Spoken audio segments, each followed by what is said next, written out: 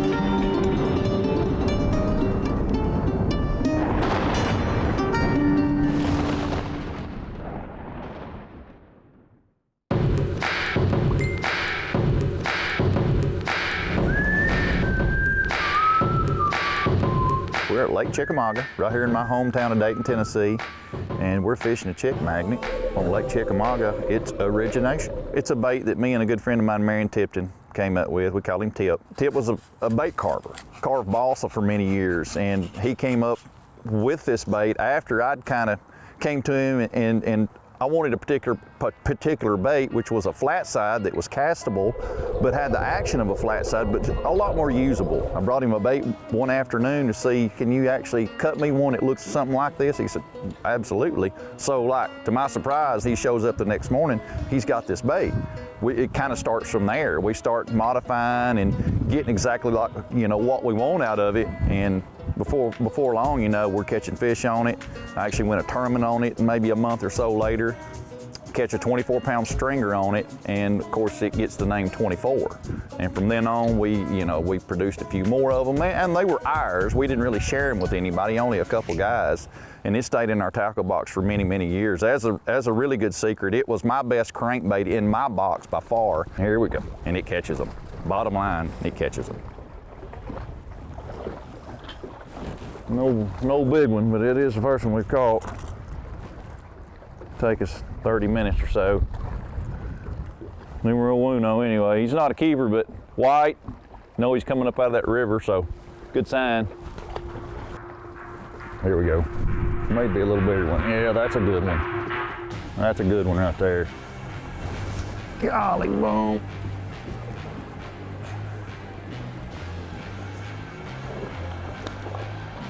Hot too. I had to push my dang button on him. He's not that big, he just got it under the chin. Makes him faster when he can shut that mouth. He can roll in. He ain't got to worry about that bait. Is it even a large mouth? I'm not sure. It's not a dang small mouth. That's why he's hot. And a good one. Can't get rid of it, can you, buddy? He's a big one for a smallie. You can't get rid of it, can you? You talk about a pretty joker. Ooh-wee. That's what we're after. Ain't that beautiful?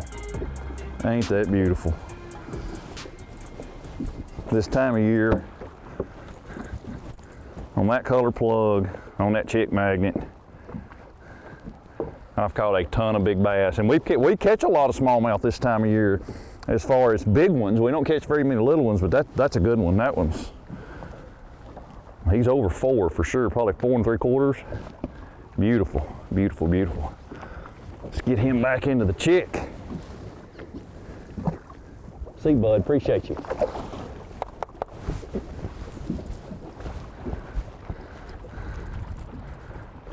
You said it, or it catches smallmouth just as good. Some really, really big fish here in this region. And this is one of the areas that when me and Tip were developing, which was the 24, which is now the chick magnet, that we've done a lot of catching, a lot of research in this area with this very plug. So this is kind of home base, and we expect to catch some really good fish. It's March, water's in the mid-50s. A little clean back here right now, but we're going to work around and find some, probably a little dirtier water. There he is.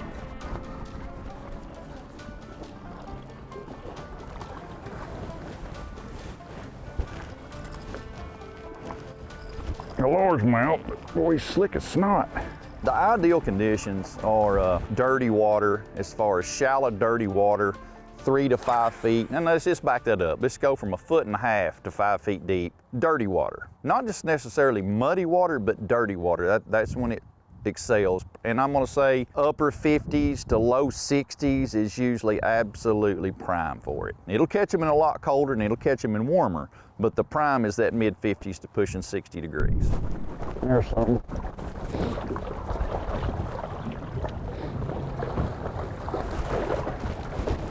A little better one. At least he's a keeper. He's kind of in this eddy in here out of it. Old long male. Baby carp. Grew up fishing here. That's where I cut my teeth in the fishing world for sure. And anymore, it's just full of giants. I mean, it's got a lot of big fish in it. It's always had big fish in it, but now it's just totally exceptional. A stocking program in the early 2000s and limited pressure there for years. Let these fish grow up plentiful and big. Anymore, it's took a little bit of a downturn. It's a lot of fishing pressure, a lot of tournaments, etc. I mean, but it's still really good. A little tougher to catch than they have been probably in my lifetime. But I mean, it's just because of the pressure, because they get fished for. So you really got to be savvy and watch the conditions to be, you know, to have some super good days, but there's still plenty of fish available here. Look here. Oh. That's all you had to mention, Scott. That's all you had to mention. We have caught a keeper. That's a good sign. Shallow piece of brush. Great, I like.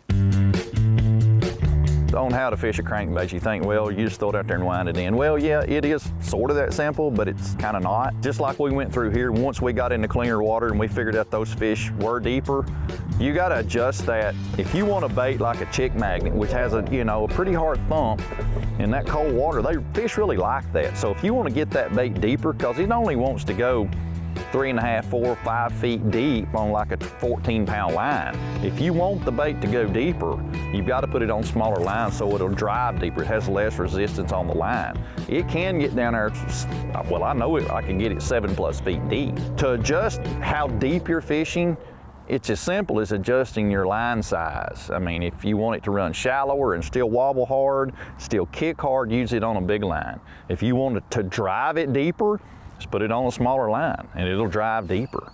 I mean, that's pretty much kind of it. I mean, make some decent casts, accurate casts. Once you figure out where these fish are, just make good casts to them and fish, you know, the depth that you think they're at. Once you figure that out, lock in, and they're not gonna stay. I mean, it ain't like, okay, I always fish it on a 14-pound line. Well, some days you can't get it deep enough, and some days it's going too deep even on a 14. You may have to go to a 20. So you just gotta be willing to adjust. Look here.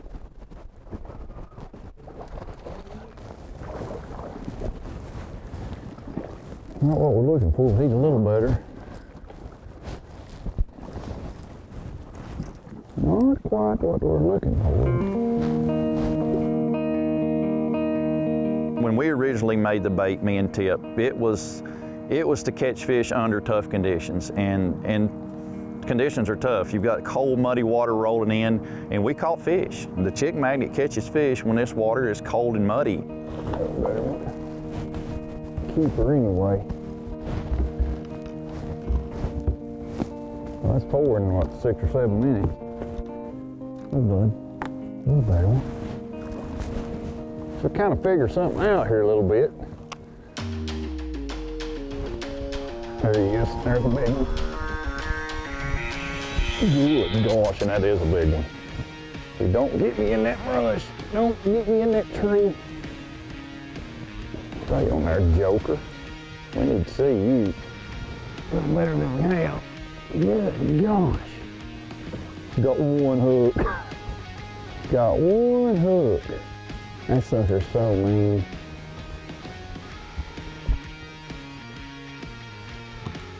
He is so mean. You got him. Finally, one we've been looking for right there. Root beer chick magnet. Oh God, just fell right out. That's the juice right there. That's the juice. That's a stud. That is a nice bass. Finally, about a zillion cast into it, we get one of these notorious big Chickamauga bass. Finally. What you think? Thank you, old girl. You participated in our program today. You get a free swim back to the bottom of the creek. What about that? Think that took a while? God, she ate it. We hadn't had a bite in, I don't know, probably 2.5, 3 hours. Ran back in here, one last spot, and we caught like 5, maybe 1 keeper. I saw this stretch this morning. I said, God, I want to go hit that stretch this morning, just check this creek out, but I thought it was a little too clean. Typically, this bait, the chick magnet, is a dirtier water bait. And I'm glad to see I went to a 10-pound line to get it deeper, and obviously they're biting it. I mean, it's getting down there right now, and it is not just a dirty water bait. It will catch them in clean water, as you just saw. And I like it a lot. That was fun. That was fun. The fun part about it for me as a professional angler, and everybody will probably agree with this that does this for a living, it's not the winding them in and all that is the thrill. It's the figuring them out, figure out how to make them bite, where they are, how they're reacting, and where they're going. That's the fun part about it for me. The winding them in, I've caught literally, and not bragging, it's just fact, I've caught thousands of them. I've caught great big ones, I've caught small ones, I've caught thousands of bass. It's figuring them out. It's the game. It's putting the puzzle together. That's the fun. There he is. Good one too.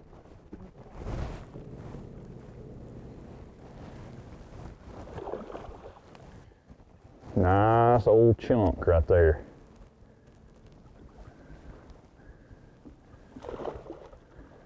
He's got it. Well, not too good. There we go. Yeah. There we go. Nice chunk. Now we're getting somewhere. A beautiful fish right there. Good chunk, good tournament bass. That. Got him some more root beer, didn't he? I love it when you finally figure it out a little bit, because it's been a brutal day. I mean, that's all you can say. It's been brutal. Went from windy to sunny, from calm to sunny to cloudy to calm. Now it's kind of settled in. I know there's a rain coming. We just got a rain alert here in about 20 minutes. It's fixing to give it to us. So finishing up, and fish are biting a little bit, but I think we just finally got in the area and figured them out. I've said that all day. If these fish are deeper than we're fishing, and they are, and we're finally got an area we can make a long enough cast that you can get the bait down. And that's the key for sure. Fish are suspended up too. I mean, I'm sitting in 17. We're getting nowhere near the bottom. If it rains 2 inches, it could wash a bunch of stuff out. You know what I mean? This could be chocolate mud tomorrow. You know, since we got a little something going, if it stays like it is and stays clean, we can catch them tomorrow. I think we can make kind of short work of it too. Pretty excited after what we figured out yesterday in the clean water. The only thing that we've got coming is a rain. It's a pretty big storm. And they're calling for 1 to 2 inches of rain, locally heavier in places.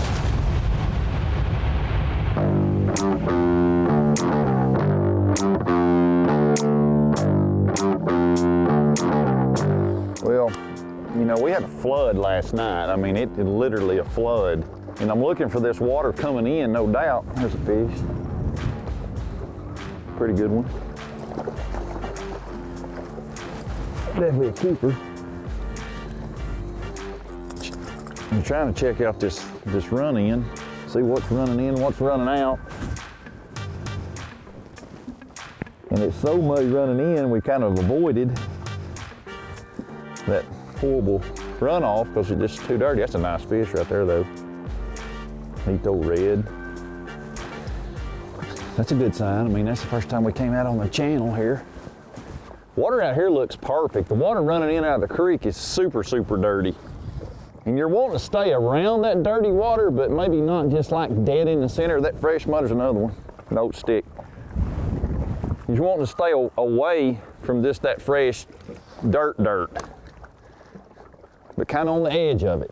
They don't like that super fresh, typically, unless it's really, really warm, and that was not really, really warm last night. About a 45-degree rain.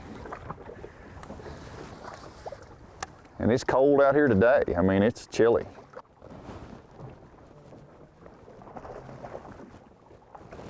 A little bigger. Not a whole lot, but a little. Definitely bigger than the last one we caught in the corner. Hopefully that's a sign they are getting a little bigger. Healthy fish. We caught the big fish on the root beer colored chick magnet. Then today we caught another big fish on a spring crawl.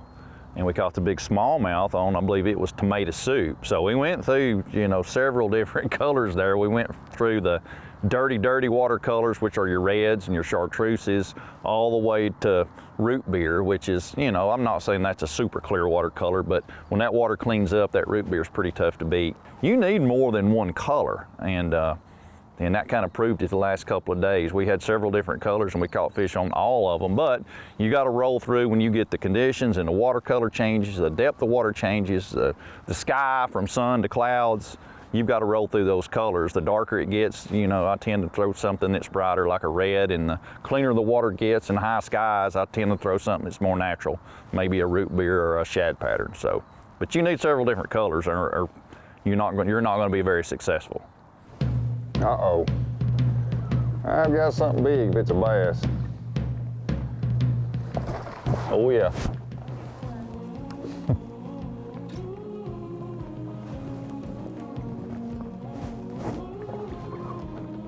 We kind of called our shot on this one, boys and girls.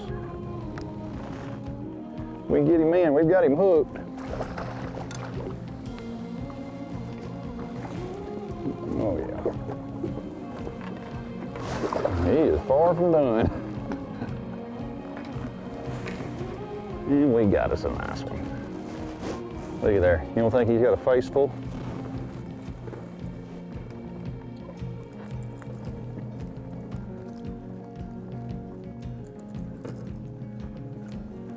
He was in a perfect place. My goodness. And he was where he was supposed to be and bit what he was supposed to bite. Well, it's been fun. I'm not gonna say it's been easy, but it's been fun. Another nice Chickamauga largemouth. I don't know, he's well into the 4s. I'm gonna let her back go. Look at here. Chickamauga largemouth, chick magnet. We'll see you next time there, darling. Thanks for the ride there, kiddo. Look how cold that water is. She's just gonna ease off. You hope everybody gets out of the pro team journals is that it's not easy. It's not even easy for us as professionals. It's always something that you have to put together every single day in competition, or if you're doing a pro team journal, you have to put it together. This is a public waterway. There's hundreds of people out here fishing. You see people constantly all the time. And I want everybody to know it's not super easy for us. It's not magic by any means. We've got some of the best lures on the market. We got some of the best equipment, don't get me wrong, but it takes a lot of hustle and determination to make it work out. You gotta have great equipment, no doubt, but you gotta have some determination and some get up and go. hopefully it's worth watching for you guys. You guys learned a little something too. I know we learned a lot.